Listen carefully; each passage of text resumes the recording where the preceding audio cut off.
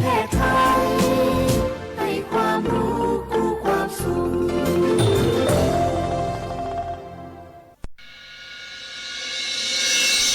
สถานีวิทยุกระจายเสียงแห่งประเทศไทยจังหวัดเชียงใหม่ AM 1476 กิโลเฮิรตซ์สถานีวิทยุภาคภาษาชาติพันธุ์แห่งเดียวในประเทศไทยที่มีความทันสมัยเชื่อถือได้สร้างอัตลักษณ์กลุ่มชาติพันธุ์สู่สากล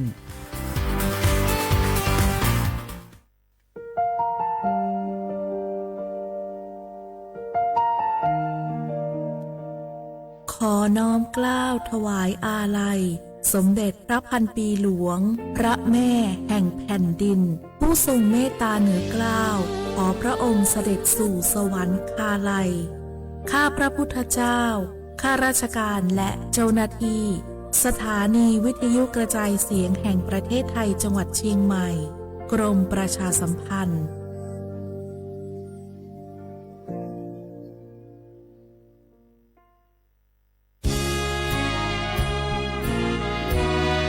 พระบารมีปกเกล้าเพื่อปวงชนชาวไทยจากพระราชกรณียกิจนานับประการที่พระบาทสมเด็จพระเจ้าอยู่หัวและพระบรมวงศานุวงศ์ทรงทุ่มเทพระวรกายทรงงานอย่างไม่เหน็ดเหนื่อยเพื่อประโยชน์สุขของประสบนิกรจากโครงการหลวงสู่การพัฒนาแหล่งน้ำส่งเสริมการศึกษาและด้านสาธารณสุขที่มุ่งเน้นการพึ่งพาตนเองและการพัฒนาอย่างยั่งยืนทุกย่างพระบาทคือการทรงงานทุกพระราชดำริคือพลังแห่งการพัฒนาเพราะประชาชนคือหัวใจของแผ่นดินร่วมเสริมสร้างความรักในสถาบันหลักของชาติโดยสำนักงานประชาสัมพันธ์ที่ 3 กรมประชาสัมพันธ์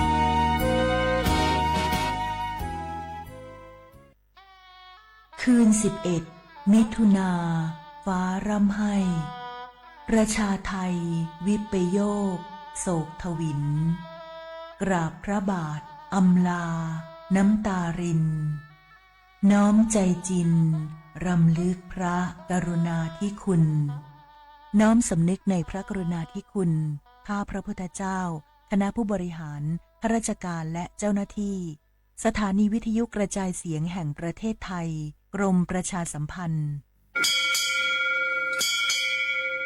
โอบูดาจ้าโอบุชเปอร์เหมือซุงคาปอกว่าย้อจงปดูธรรมาสถานีวิทยุภาษาชาติพันธุ์แห่งเดียวในประเทศไทยทันสมัยเชื่อถือได้แล้วพบกันที่สวทเชียงใหม่ AM 1476 กิโลเฮิรตซ์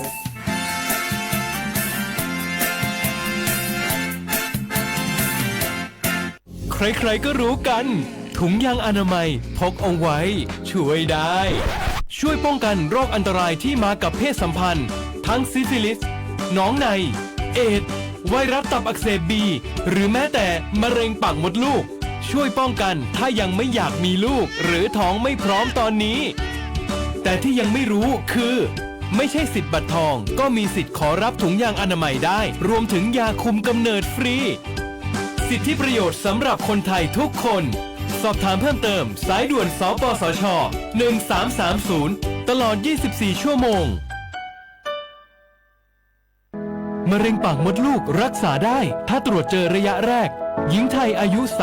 30-59 ปีวันนี้รีบใช้สิทธิบัตรทองตรวจมะเร็งปากมดลูกได้ไม่เสียค่าใช้จ่ายติดต่อสถานพยาบาลในระบบบัตรทองหรือจองคิวตรวจผ่านแอปเป๋าตังค์เลือกกระเป๋าสุขภาพหรือขอรับชุดเก็บสิ่งส่งตรวจมะเร็งปากมดลูกด้วยตนเองที่ร้านยาและคลินิกการพยาบาลสอบถามเพิ่มเติมสายด่วนสปสช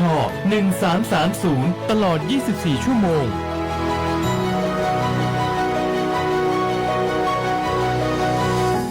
ใครๆก็รู้กัน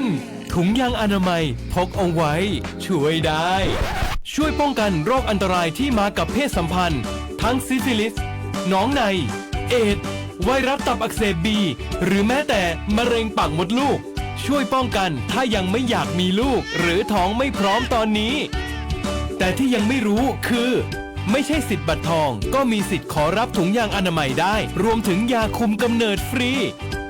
สิทธิประโยชน์สำหรับคนไทยทุกคนสอบถามเพิ่มเติมสายด่วนสปสช1330ตลอด24ชั่วโมง ช่วงนี้ได้ยินคนบ่นกันเยอะเลยนะ เรื่องความไม่โปร่งใสเนี่ย ใช่ แต่รู้ไหมล่ะ ว่าจริงๆ แล้วพวกเราช่วยกันได้นะ ทำยังไงหรอ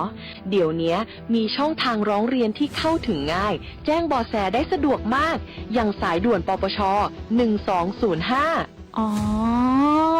แบบนี้ทุกคนก็มีส่วนทำให้บ้านเราดีขึ้นได้จริงๆ แน่นอน การต่อต้านทุจริตจะสำเร็จได้ ก็เพราะคนอย่างเราร่วมมือกัน สำนักงานประชาสัมพันธ์ที่ 3 กรมประชาสัมพันธ์ แกลองปะกลิ่นหอมเหมือนขนมหวานที่สำคัญไม่เหม็นเอาเปล่า หยุดเลยนะแก รู้ปะว่าในนั้นน่ะนิโคตินเพียบเลยนะ นิโคตินในบุหรี่ไฟฟ้ามันทำลายสมองส่วนการเรียนรู้นะแก ยิ่งสูบสมาธิยิ่งสั้น ความจำก็แย่ลง แถมยังเสี่ยงเป็นโรคปอดอักเสบเฉียบพลันอีก จริงดิ แต่ควันมันก็ไม่เหม็น แถมไม่มีกลิ่นติดตัวด้วย โอ้ยถึงไม่มีกลิ่นติดตัว แต่สารเคมีโลหะหนักเพียบ สูบแล้วเหนื่อยง่าย ออกกำลังกาย หรือซ้อมเต้นแป๊บเดียวก็หอบและ เสียสุขภาพหมด อย่าให้บุหรี่ไฟฟ้ามาทำลายอนาคตและสุขภาพของคุณ ฉลาดเลือก ฉลาดใช้ชีวิต ไม่ตกเป็นเหยื่อบุหรี่ไฟฟ้า ด้วยความปรารถนาดีจากสำนักงานประชาสัมพันธ์ที่ 3 กรมประชาสัมพันธ์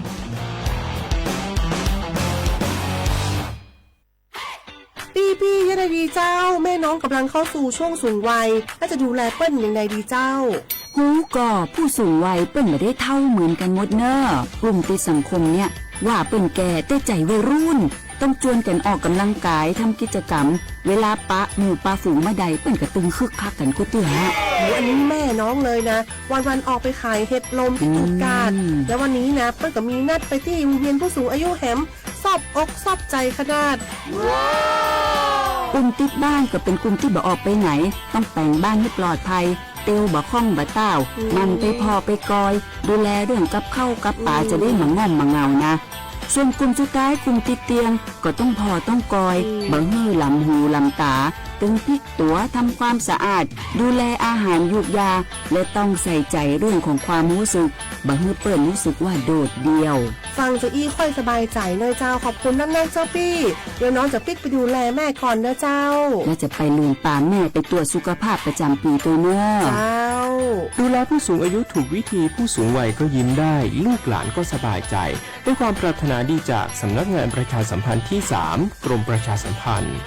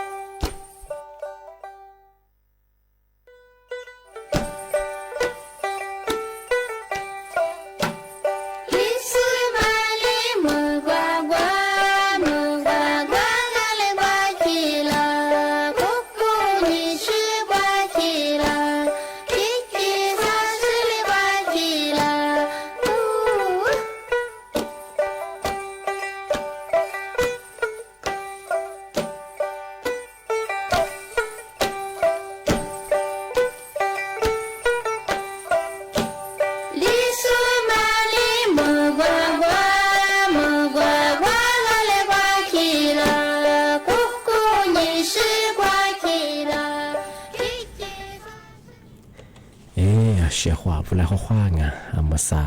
你么话你啥么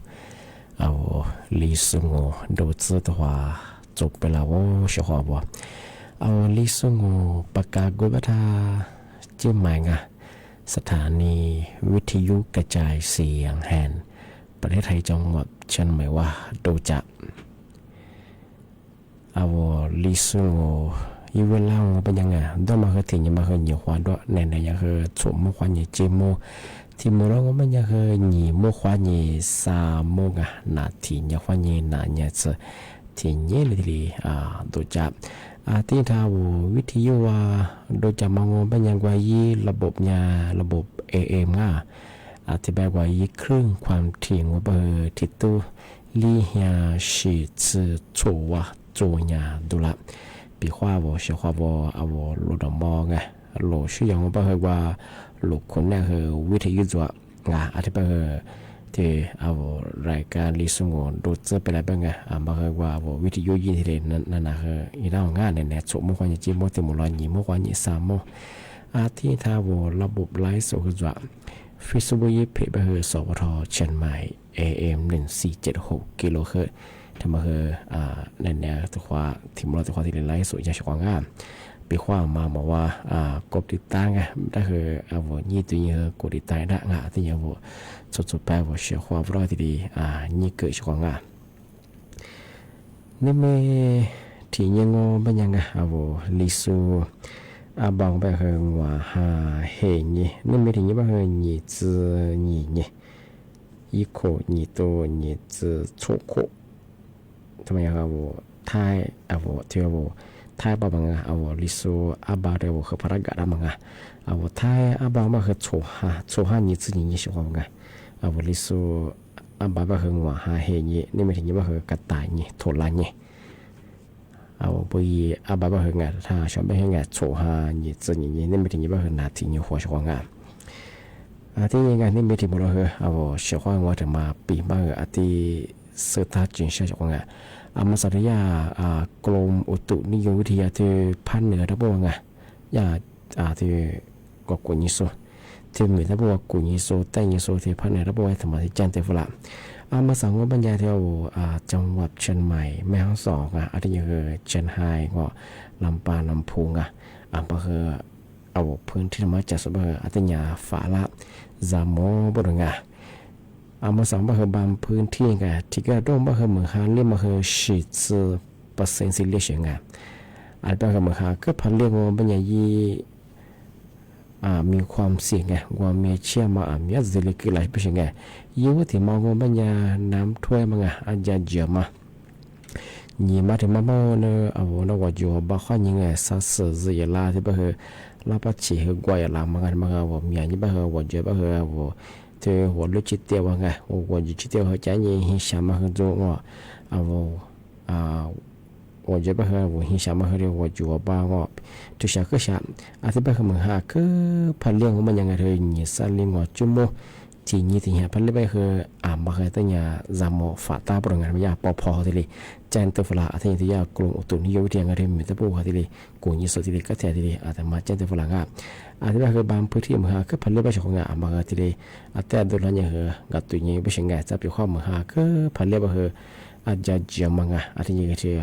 ดินสไลด์มาคือที่เลยกินน้ำเป็นยาที่เลยแจนตัวฝรั่งที่บ้านเขาไม่ยังชอบมาคือว่าติดตามข่าวสารไงถ้ารัฐบาลเขาอยากที่ประกาศแจ้งเตือนมาให้ข่าวยุดูที่นั่นแหละอาจจะปีว่าจังหวัดที่ว่าที่พาจงมาคือมาที่จะเกินหน้าว่าจะสุดจะมาคืออะไรก็เทจะจัวว่าโลเขาเรียกว่ายินหาจนมาคือที่ยินน่าสิ่งไงที่บ้านคือมาแต่ไม่ได้บอกว่ายี่ข่าวสารไงที่เกี่ยวกับที่พยากรณ์อากาศเมืองฮันเรียกว่าที่มันที่นั่นแหละชาวอย่างที่ว่าถ้าจะฟังแบบนาสุดที่ขอทวมแบ่งผู้ช่วยสุดที่ประกาศแจ้งเตือนมาคือจวงปีว่าจะว่าที่ว่ามหาก็พันเรื่องไปเหตุมีโอกาสว่าอาจจะเจอมาดินสไลด์ยังมันแล้วไปชิงไว้มาที่กินนั่นไปสุดที่แจ้งเตือนฝรั่งที่ไปเหตุมาคือว่ายิ่งข่าวยิ่งดูที่ติดตายร่างที่มาที่เชียงโง่ไม่ยังไงมาสัตยากระทรวงการค้าของมาแจ้งเตือนฝรั่งรัฐบาลมาสัตยกลุ่มมิชาชีพว่าคือว่าเวลายิลิน ส่งฝรั่งมียิงใหญ่แจ้เป็นยังไงเท่าบอกว่าบัตรสวัสดิการแห่งรัฐไงสมบัติคุณเจ้าโซมาใส่ที่มาบอกว่ายิงใหญ่ไปเหงได้สุขภาพที่ดีเยอะไปเหงไปยินลิ้นสุฝรั่งกว่าโทรศัพท์คนแนวยี่ข้อความSA ความยังไงที่แบงก์ก็ไม่ยังใช้ของงานปีกว่ามาโทรศัพท์ได้ใช้เฉพาะเดือนละก็ไม่ยังไงมาก็ฐานยินดีงานทำมาก็ยากกลุ่มมิชาชีงานละโซมาค่าสู้ที่ว่างเทกุลาโซกว่าโชหานี่จะที่เนี่ยมาเป็นเจ้าชิงกว่าโอเคบัตรสวัสดิการแห่งรัฐไงสมบัติคุณเจ้าโซกว่าเวลากว่ายิงใหญ่ยังมังงที่บ้างก็คือไงมาสักทียาอีกข่าวที่สุดแล้วเนี่ยคือมาบอกว่ายิงใหญ่สุดแล้วยาอีกสุดคนที่คือเยอะเป็นเนี่ยเวลากว่าอีข้อความไงที่อินลีที่สุดสุฝรั่งทางนี้ถึงนี่คือยิงใหญ่สิยิงที่นี่คือเอกสารมาคุยไปเหรอว่าที่ส่วนจะมาคือโจงมันก็เชื่อว่าทุกฝ่ายเนี่ยคือว่ายี่เอกมาดูยี่ทำมาดูยี่เป็นไงก็เลยยี่ที่จะมาคือโจงปีกว่ามาตัวสิพัฒน์จงมันยังคืออะไรยังคือสร้างมันยังกลุ่มมิชาชีไงปีกว่าสุดท้ายเจ้าที่รัฐบาลแม่งสุขส่วนการขับกันในเศรษฐทุกฝ่ายยังกุลีจะที่ลีจะโดงอตัวเชื่อมาโจงที่วันโนโทรศัพท์คนแรกนั่นยังว่าย่ายินลิ้นสุฝรั่งบางมาโจงของมาสักสุดก็เราสุยจะมองมากกว่ายี่แอดกระเป๋าตังค์หรือถ้าถึงกะถึงกว่ายี่แอดทันได้คือถึงกะงอถึงกว่าสุตู้ ATM งอกุนทยี่จะมาถึงกะถึงกว่าสุรถทะเบียนก็มันก็ชื่อว่ายืนยันมังงอธนาคารจังไงว่ายี่ที่ยี่กูที่เรียกตัวชิงไงแต่เราก็ทุกฝรั่งยิงกุลีจะที่จะมางอย่าเลยบริไตจะมาหัวโจถึงนั้นกว่ายี่ลิสุฝรั่งทางยี่ดีกูจะมาหัวโจงชิงไงมาคือจำว่าตัวสิปัจจุบันคือทางยิ่งตัวยังมีที่เลยลบที่ยังมาคือจะกระโดดไปหาสมบัติบ้างมาใส่ยาสูยิ่งสิตัวก็เยอะไปยังวันยิ่งตัวนี้ยาลิบที่เลยไปเยอะไปยังสุดท้ายไปถึงข้อมูลสุพิจเตอสุโซที่ยังคือโทรศัพท์ในยาที่เลยดูแลนี่คุบไอ้บาดจอมาคือสุดที่โอนไหนมาใส่เห็นยังไงเนี่ยกลุ่มวิชาชีพสุดใช้ระบบว่าคือข้ามาที่ชื่ออยู่อย่างว่าคือลำมาเมียงที่เป็นยังมาคือจามงปีกว่าเนี่ยที่ชื่อทุกวันนี้บางคนจุดตัวช่วยเราที่ว่าคนละครึ่งเป็นไงไทยช่วยไทย plus ยังไงที่ช่วยนี่เยี่ยเป็นยังไงพอทุกวันละเป็นไงมาคือจะคือถัดอยู่ดังมาสักสุดที่รัฐบาลคือเนี่ยที่ทุกวันนี้กุลีจะที่เป็นบ้ามาหมดจงมันจะคือเฉพาะจะเป็นคืออะไรอย่างเงี้ยกลุ่มวิชาชีพและสมัครสมบัติที่สวดาชกงานบัดมาปีมาที่จันตัวอย่างที่นี่คืองานที่มาที่ช่วงเป็นอย่างคือนาตะปูถึงมาแต่ปีมาสุดท้ายช่วงมาสัตยากระทรวงสาธารณสุขเนี่ยคือนาตะปูสุกาสุจีสุงตีสุยาถึงมาจันทร์ฝรั่งแต่มาสารแบบว่าคือนาแหดโทมันนางไข้เลือดออกแบบยังไงแต่ก็เราคือแหดโทมันมาตัวคือว่าจุปุ่นนะแบบดาวที่สิ่งที่กูมองว่าเฮ้ยกูอยากตัวเนี้ยชุดซื้อกูโคสิ่งที่กูมองว่าเฮ้ยว่าบ้าว่าสบายที่ห้าคนยามันสบายคือโชว์หาหนีจีนยังไงลาบาจุมาคนเนี้ยงงว่าอยากที่เหตุทุมันนะไข้เลือดออกมาหนึ่งส่วนว่าอยากคือที่ยาธรรมะเชื่อไปได้อยากคือที่อยากคืออะไรเหมือว่ามันสุดที่ในร้านลาเบที่ไปได้ชิงไงมาใส่มิดซองไม่อยากสุริยข้อมูลจอมมาเพื่อไงเธอมาใส่ว่านาชยามเพื่อที่ที่เขาเรียกอ่อนเหนือสุบังงาที่มาคือชิมือโชตัวที่เรียกว่าที่ที่เราเหตุมันนาเพื่อดูที่เรียกชิขวัญละมังเธอชิมือโชตัวคนแน่ชิขวัญละมันไม่อยากคืออะไรชิสุดตัวตัวชิขวัญที่บ้านผมไม่อยากชิขวัญมาคือจามงเมื่อหาลิเจแถมผมก็คือเหตุโทมาบางอย่างจะเป็นอะไรก็มีอย่างไข้เลือดออกหรือไข้มาเรียหรือที่ยังคือลูกคนที่เราคือน่าจะเป็นอะไรแล้วมาคือจุนนั่งแบบคืองาชกมาคือจำงปีข้าววิธีป้องกันมันบางอย่างสักไฟตั้งเป็นอย่างคือมาคือจบผลจะมีคือความจ้าที่ยังคือจะเป็นมาคือขวดน้ำมาคือว่ายี่ครีนเนื้อที่ยังคือว่ามันก็ชื่อว่าสู้ตัวขุมเมื่อไงว่าที่จุยากระยุนไปยังไงมาคือแต่ยี่ห้อเมื่อช่วงไง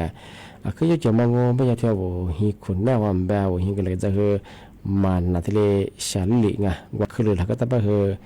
เหตุมาล้างยี่คือที่เลจารามาคือเนี่ย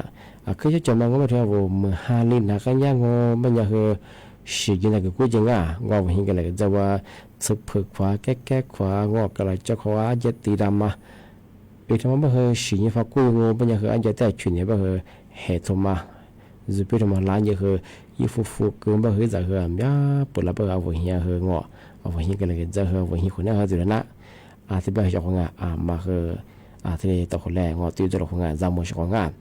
这可以讲嘛，我们人ที่ว่าสัก块大不和嘛和抓破抓米和在画格画妆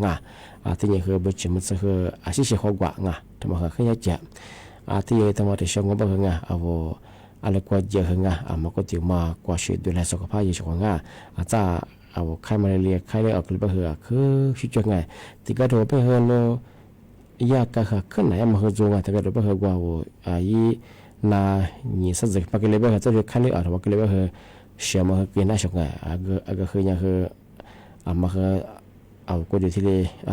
จำว่าเหรอข้างที่บางงานชาวงานมาก็ที่นาตบัวทำมาที่ปีมาที่เจนตัวช่าง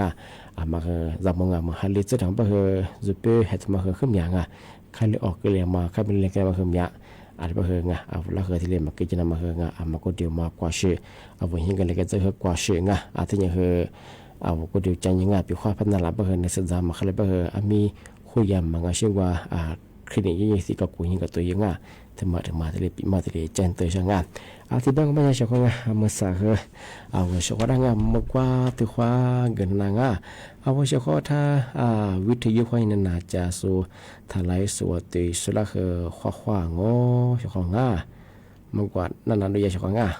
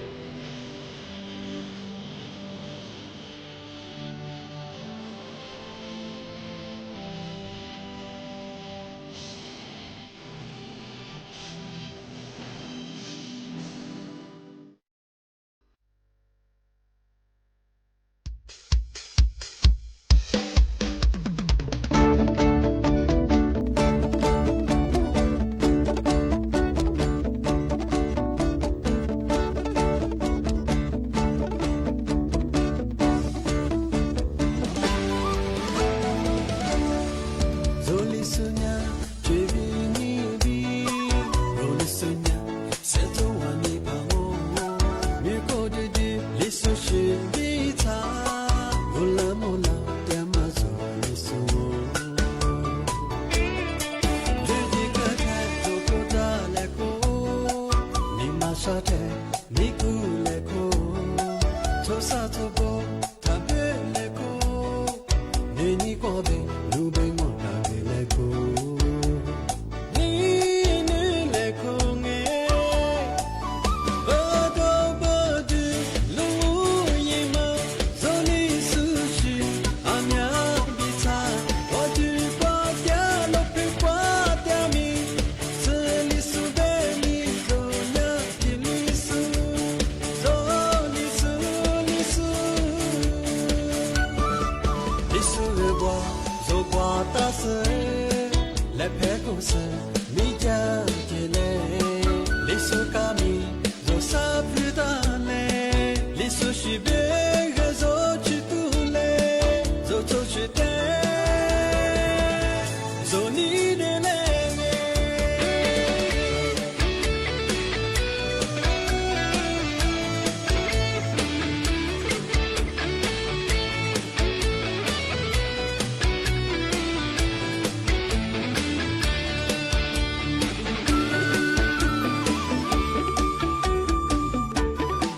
Zoli sunya chevini bi Zoli sunya seto wani pamo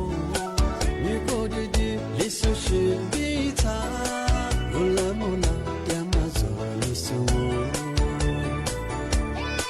Lidi kate toko da leko Nima shate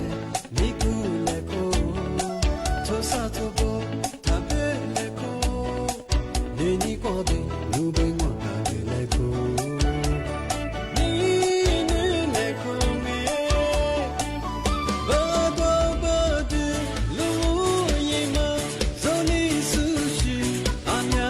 bita Wadu kwa dia lo pe kwa dia mi Zeli su be mi zonya kilisu Zoni su lisu Lisu le bois zo bois ta se le pe ko se mi ja je le lisu ka mi zo sa pu da le lisu shi be ge zo chi tu le zo zo chi te zo ni ne le nge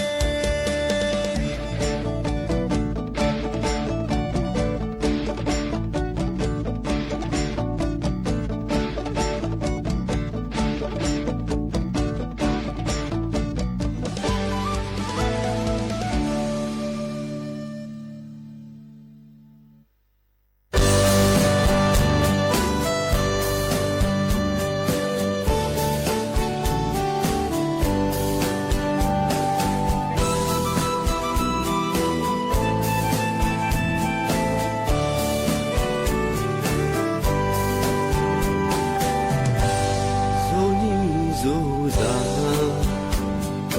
Nago diwa pinole Tima yishe ali bidage Chichezo Niza chilego Tenge ashe nawe Tima polo zogo mizanga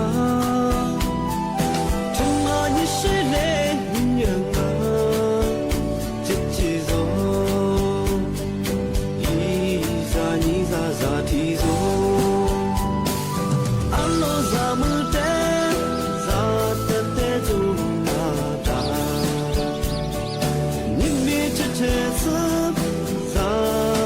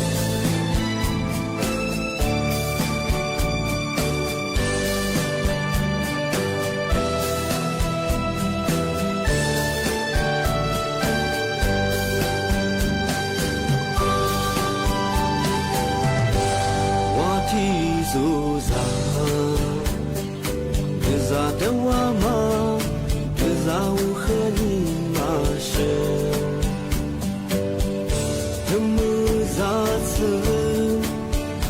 努力，我面是个我妈。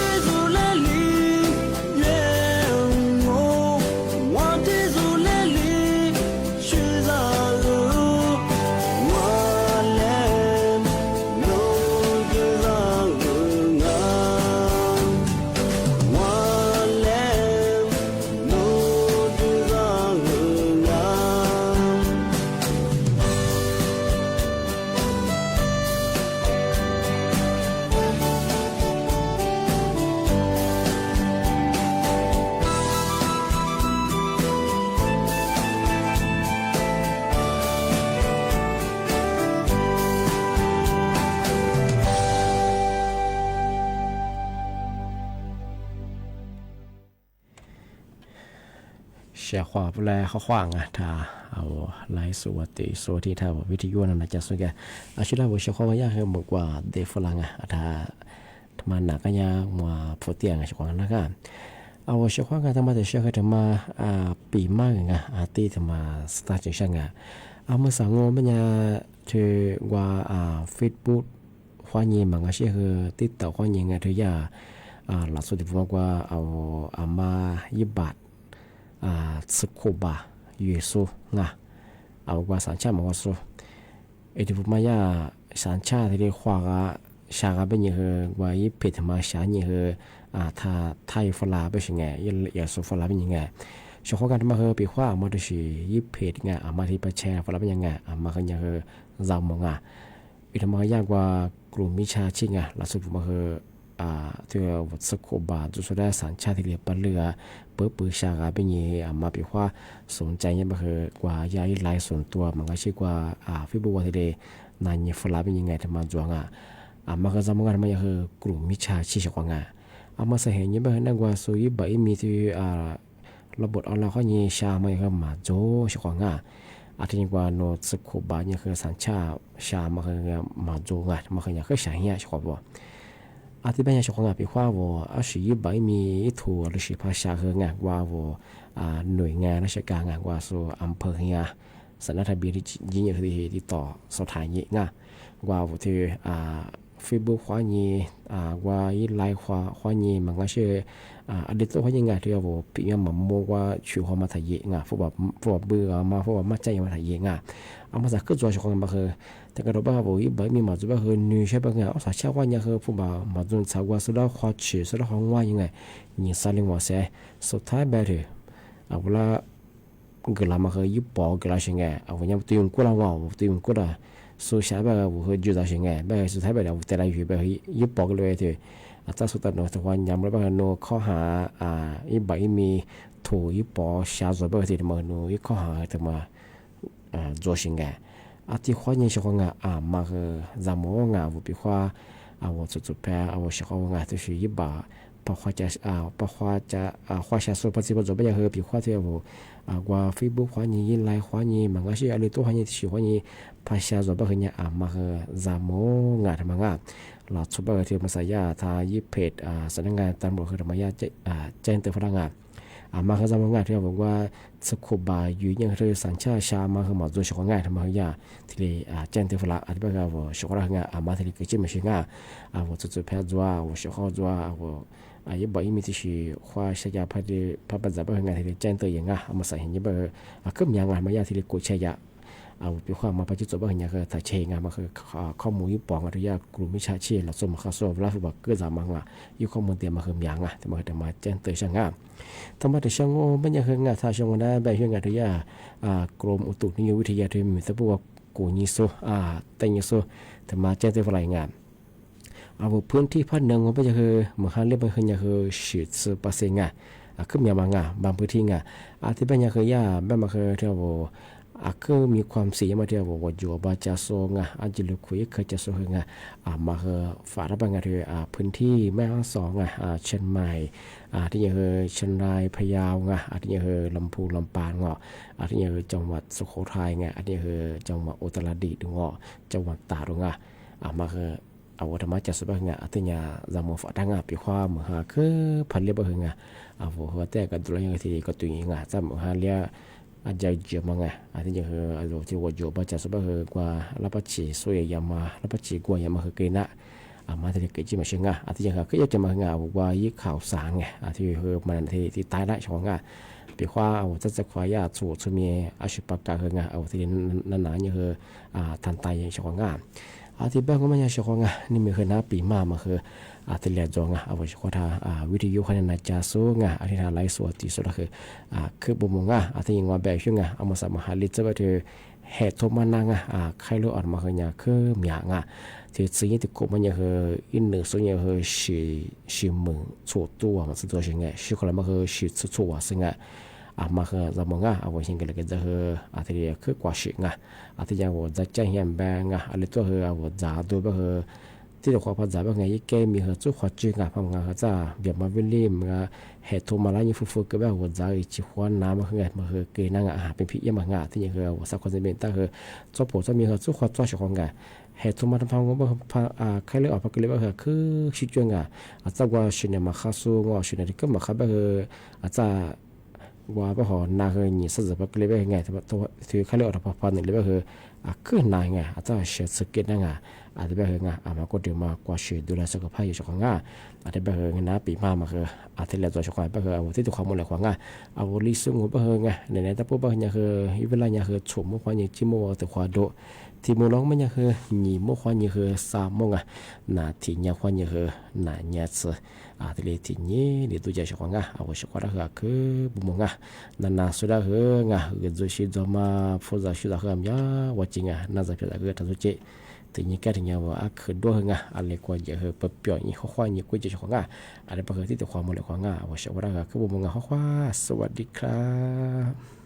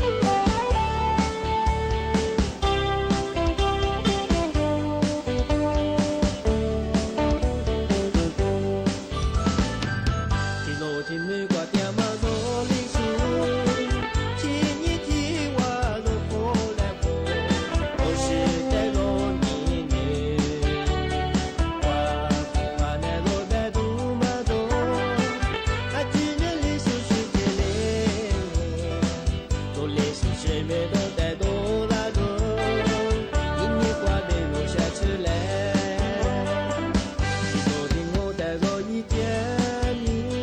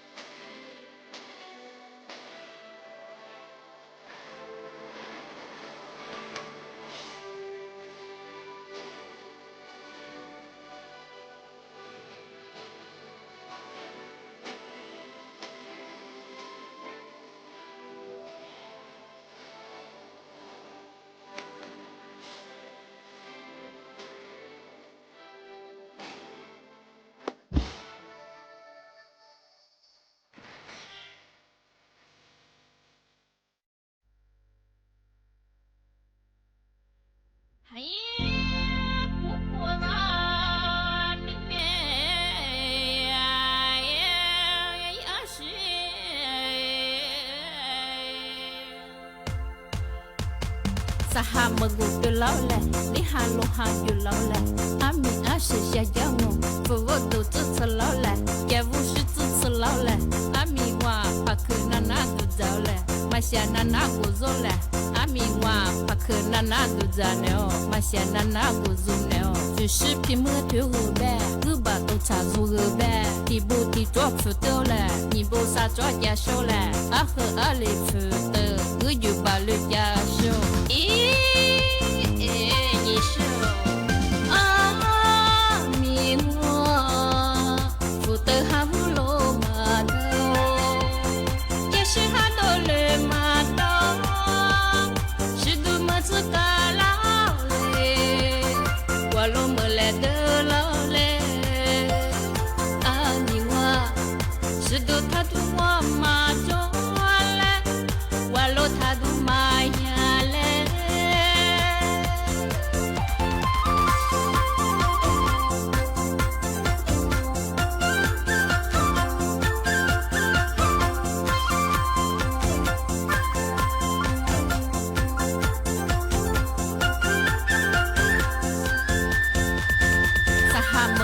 老嘞，你哈罗哈有老嘞，阿米阿是下要么，不我都支持老嘞，也不是支持老嘞，阿米话帕克那那都走嘞，马下那那不走嘞，阿米话。วิทยุกระจายเสียงแห่งประเทศไทยและเครือข่ายทั่วประเทศเสนอข่าวต้นชั่วโมง